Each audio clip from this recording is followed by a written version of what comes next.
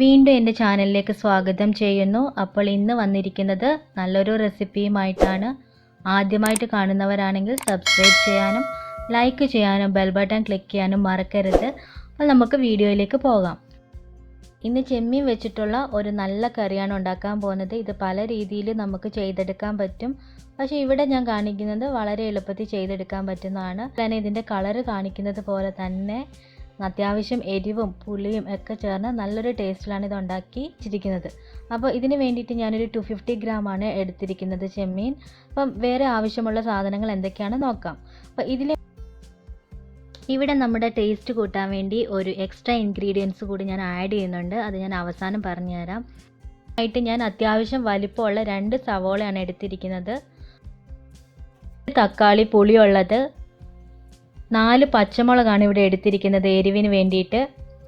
വെളുത്തുള്ളി ഒരു 15 കഷ്ണം എടുത്തിട്ടുണ്ട്, അത് നീളത്തിൽ അരിഞ്ഞതാണ്.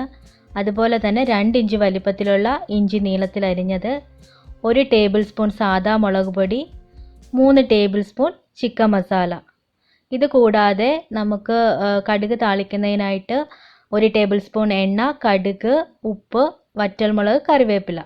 ആദ്യം ഇതൊന്ന് നമ്മൾക്ക് ഫ്രൈ ചെയ്തെടുക്കണം. അതിന് വേണ്ടിയിട്ട് 1/2 ടീസ്പൂൺ മഞ്ഞൾപ്പൊടിയും 1/2 ടീസ്പൂൺ കാശ്മീരി മുളക് പൊടിയും ഉപ്പും കൂടി ചേർത്ത് നല്ലവണ്ണം ഒന്ന് തേച്ച് പിടിപ്പിക്കുക.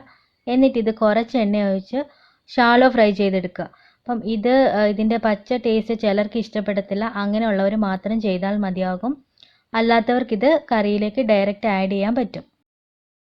ഇത് ഒരുപാട് ടൈം ഫ്രൈ ചെയ്തെടുക്കേണ്ട ആവശ്യമില്ല. ഒരു 3-4 മിനിറ്റ് നമ്മൾ 2 സൈഡും മറിച്ചിട്ട് അതൊന്ന് ഫ്രൈ ചെയ്തെടുത്താൽ മതിയാകും. ഇതുള്ള കാര്യമല്ല, പച്ച ടേസ്റ്റ് ഇഷ്ടപ്പെടാത്തവർ മാത്രം ഇങ്ങനെ ചെയ്താൽ മതിയാകും. പക്ഷെ ഇങ്ങനെ ചെയ്യുമ്പോഴത്തേക്കും ഒരു ടേസ്റ്റ് വേറെയാണ് കേട്ടോ. അത് ഞാൻ 2-3 പ്രാവശ്യം ഉണ്ടാക്കിയപ്പോൾ എനിക്ക് മനസ്സിലാക്കിയ ഒരു കാര്യമാണ്. ഇത് ഒരുപാട് നേരം ഫ്രൈ ആക്കേണ്ട. അങ്ങനെ ആക്കുകയാണെങ്കിൽ വളരെയധികം ഹാർഡായി പോകും. പിന്നെ നമ്മുടെ കറിയിൽ ഇടുന്ന സമയത്തിന് അതിനൊരു ടേസ്റ്റും ഉണ്ടാവത്തില്ല. ഇവിടെ ഉണ്ടാക്കിയിട്ടുള്ള കറി എന്ന് പറയുന്നത് അത്യാവശ്യം എരിവൊക്കെ ഉണ്ട്. കാരണം പച്ചമുളകിൻ്റെയും മുളക് പൊടിയുടെയും ഒക്കെ കൂടെ ഒരു എരിവ് വരും. കറിക്ക് അത്യാവശ്യം എരിവുണ്ട്. ഞാനിവിടെ 4 പച്ചമുളകാണ് ചേർത്തിരിക്കുന്നത്. ഇനി നമുക്കൊരു പാത്രം വെച്ച് അതിലേക്ക് എണ്ണ ഒഴിച്ച് കടുകിട്ട് വറ്റൽമുളകും കറിവേപ്പിലയും ഇട്ട് ഒന്ന് പൊട്ടിച്ചെടുത്തതിന് ശേഷം അതിലേക്ക് നമ്മൾ എടുത്തു വെച്ചിരിക്കുന്ന വെളുത്തുള്ളിയും ഇഞ്ചിയും ഇട്ട് കൊടുക്കുക.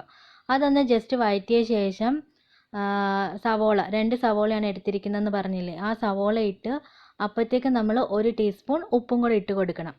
ഒരുപാട് ഉപ്പിടേണ്ട ആവശ്യമില്ല, 1 ടീസ്പൂണോളം ഉപ്പിട്ടാൽ മതിയാകും. ലാസ്റ്റ് നമുക്ക് നോക്കിയിട്ട് ഇടാം. സവോള ഒന്ന് നന്നായിട്ട് വഴറ്റിയെടുത്തതിന് ശേഷം അതിലേക്ക് പച്ചമുളകും നല്ല പുളിയുള്ള തക്കാളി ഉണ്ടല്ലോ, ആ തക്കാളിയും കൂടെ ചേർത്ത് വീണ്ടും നല്ലവണ്ണം വഴറ്റിയെടുക്കുക. ഒരു ലൈറ്റ് ബ്രൗൺ കളർ ആകുന്ന വരയ്ക്കും വഴറ്റിയെടുത്താൽ മതിയാകും. അതിനുശേഷം മാത്രം പൊടികളെല്ലാം ഇതിലേക്ക് ചേർക്കാം. ഒരു കാര്യം എന്തെന്ന് വെച്ചാൽ പൊടികൾ ചേർത്ത് അതിൻ്റെ പച്ചമണം മാറിയതിന് ശേഷം മാത്രമേ അതിലേക്ക് നമ്മൾ വെള്ളം ഒഴിക്കാൻ പാടുള്ളൂ. ഇവിടെ ഞാൻ 1 ടേബിൾ സ്പൂൺ മുളക് പൊടിയും സാദാ മുളക് പൊടിയാണ്, 3 ടേബിൾ സ്പൂൺ ചിക്കൻ മസാലയുമാണ് ഇട്ടിരിക്കുന്നത്. അപ്പോൾ അത് നല്ലവണ്ണം വഴറ്റി വരുമ്പോഴത്തേക്കും അതിൻ്റെ കളറൊക്കെ ഒന്ന് മാറി നല്ല ഒരു റെഡിഷ് കളർ കിട്ടുമ്പോഴത്തേക്കും നമുക്ക് അതിലേക്ക് 1.5 കപ്പ് വെള്ളം ഒഴിക്കണം. ഫിഷ് കറിയൊക്കെ റെഡിയാക്കി എടുക്കുന്നത് പോലെ തന്നെ ഒന്ന് തിളച്ച് വരുമ്പോഴത്തേക്കാണ് നമ്മുടെ ചെമ്മീൻ കഷ്ണങ്ങൾ നമ്മൾ ഇതിനകത്തേക്ക് ഇട്ട് കൊടുക്കുന്നത്. അപ്പോൾ ഇവിടെ നമ്മൾ ഓൾറെഡി ഫ്രൈ ചെയ്തെടുത്ത ചെമ്മീനാണ്. അപ്പോൾ ഇത് നമുക്ക് വെന്തെടുക്കാൻ വേണ്ടി കുറച്ചും കൂടെ സമയം കുറച്ച് മതിയാകും. മൂടി വെക്കേണ്ട ആവശ്യമൊന്നുമില്ല, തുറന്ന് തന്നെ ഇരുന്നാൽ മതിയാകും. കുറച്ച് നേരം കൂടി ഇത് വേകാനായിട്ടുള്ള സമയം നമ്മൾ കൊടുത്താൽ മതി. ഇനി പരിപാടികളൊന്നുമില്ല.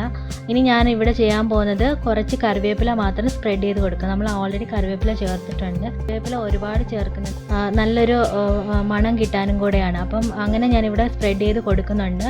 അതൊക്കെ അവരവരുടെ ഇഷ്ടത്തിനനുസരിച്ച് നമുക്ക് ചേർത്ത് കൊടുക്കാൻ പറ്റും. പിന്നെ ഇവിടെ ഞാൻ ഇടാൻ പോകുന്നത് ആദ്യമേ പറഞ്ഞില്ല ഒരു ഇൻഗ്രീഡിയൻറ്റ്, അതാണ്. ഇവിടെ ഞാൻ കുടംപുളിയാണ് ഇട്ട് കൊടുക്കുന്നത്. കുടംപുളി ഇട്ടതിന് ശേഷം കുറേ നേരം തിളപ്പിക്കേണ്ട ആവശ്യമില്ല. കുറച്ച് നേരം കൂടി വെച്ചതിന് ശേഷം നമുക്ക് ഈ ചെമ്മീൻ അടുപ്പിൽ നിന്ന് വാങ്ങി വെക്കാവുന്നതാണ്. അപ്പോൾ ഇത്രയേ ഉള്ളൂ ഇതിൻ്റെ പരിപാടി. കാരണം ഈ കുടംപുളി ചേർക്കുന്നത് കുറച്ച് പുളിയും കൂടെ കിട്ടാൻ വേണ്ടിയിട്ടാണ്. അപ്പോൾ നമ്മുടെ കറി ഇവിടെ റെഡി ആയിട്ടുണ്ട്. എല്ലാവരും ഉണ്ടാക്കി നോക്കുക. അതുപോലെ സബ്സ്ക്രൈബ് ചെയ്യാനും ലൈക്ക് ചെയ്യാനും ഷെയർ ചെയ്യാനും ഒന്നും മറക്കരുത്. പുതിയൊരു റെസിപ്പിയുമായിട്ട് വീണ്ടും കാണാം.